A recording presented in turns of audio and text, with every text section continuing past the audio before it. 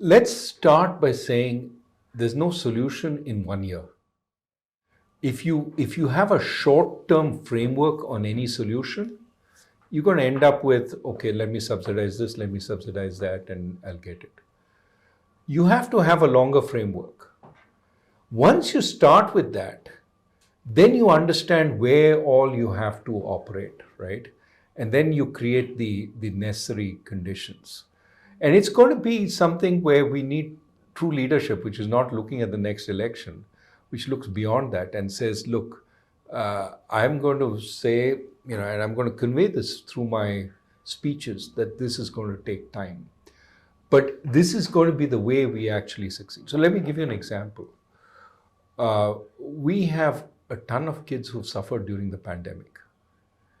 Those kids are going to come out into the workforce every year from now for the next 12 years.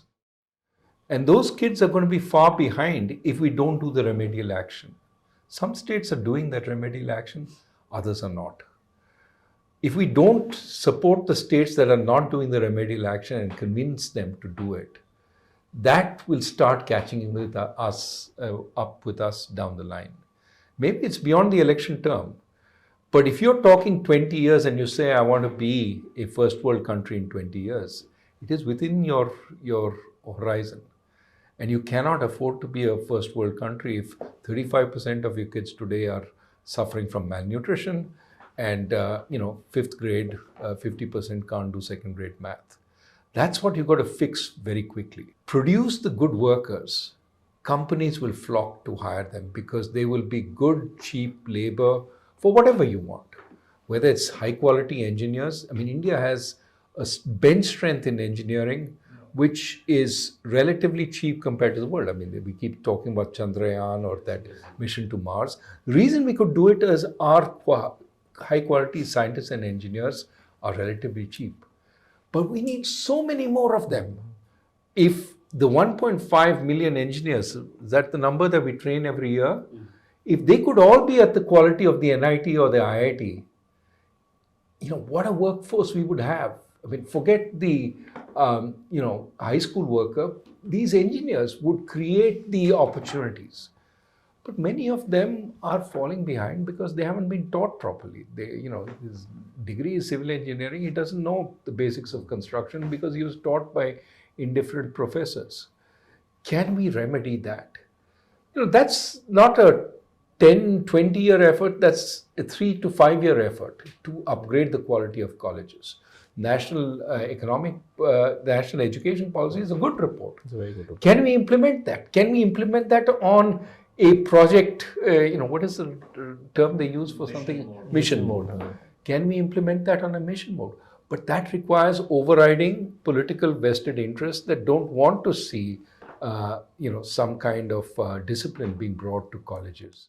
There is a China fetish in India. You cannot deny that. So I think in terms of the way we are thinking of ourselves in the future, it seems like there is a, subset of policy people or whatever that desire that maybe a cocktail of greater decisive leadership and low-skill manufacturing is the model that India should actually follow going forward. And maybe this was what we did so far. We need to turn back on it. And I think we broadly disagree with that in the book, like, in a sort of, both in a conceptual and in a practical way.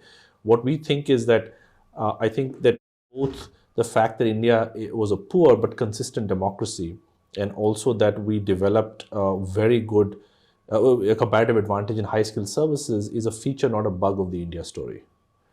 And that going forward, we really need to double down on both these aspects. At the democracy level, what we're trying to say in the book is much greater devolution of governance. You cannot rule India from Delhi, forget about even from Lucknow or Chennai, or, it's just UP is the 5th largest country in the world, right? So in governance, a lot of decentralization is required, as opposed to the centralization, which maybe a model is an alternate model. And the other is that we think that what will come from a kind of more democratization is also India taking its comparative advantage very seriously in both services and in services embedded in manufacturing. So what do we mean by that? We think that that there is a globalization waiting to already happening, but waiting to happen in services, right? So the fact that UK is severely short of doctors, right? The fact that Goldman Sachs and JP Morgan are setting up their biggest offices in India outside the US. These are what we call direct services, right? You're providing these services to the world. This is very different than the services of the old, which was that, you and I go for a haircut. The haircut is what we say in the book is stored in time and place. A person in LA cannot get a haircut in Delhi, right? But new services are not like that. The other is that manufacturing itself is changing. So we should try to understand, is it what are we good at? What part of manufacturing we're good at? And I think what we have, after studying the data, looking at a lot of case studies, we try to sort of argue in the book that India is and can be even much better at services embedded in manufacturing, right? So whenever you consume a final product like a cell phone, or let's say like even a chip that goes into a cell phone, there are lots of supply chain phases that that go into the final product. Now, if you, for example, buy a modern car, an electric car, a large part of the input is actually services, which is writing code.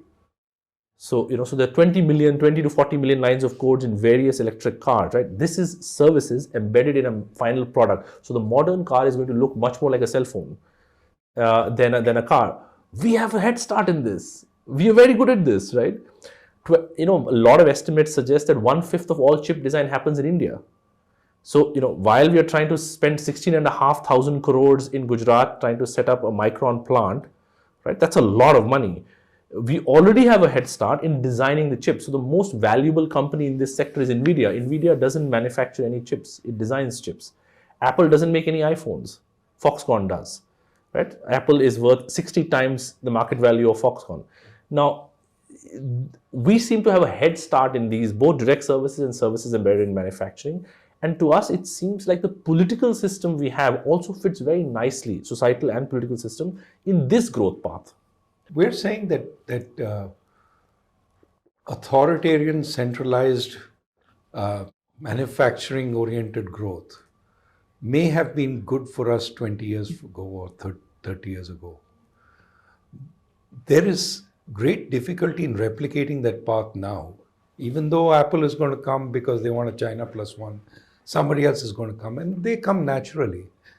But trying to become an export superpower in manufacturing, like China, has two big sort of problems. One, China is not going to leave that anytime soon. It still has a lot of cheap workers, and there's a lot of China clones, Vietnam, for example, that are already in there. So when you're competing for that kind of work, you're not competing with that, GM worker in the US. You're competing with a very, very low-paid worker in Vietnam or China, who also has the benefit of all the infrastructure, etc., they've built up, as well as their ability to suppress wages, their ability to suppress the exchange rate. So you are competing in a different environment from the one China competed in, right? That's one.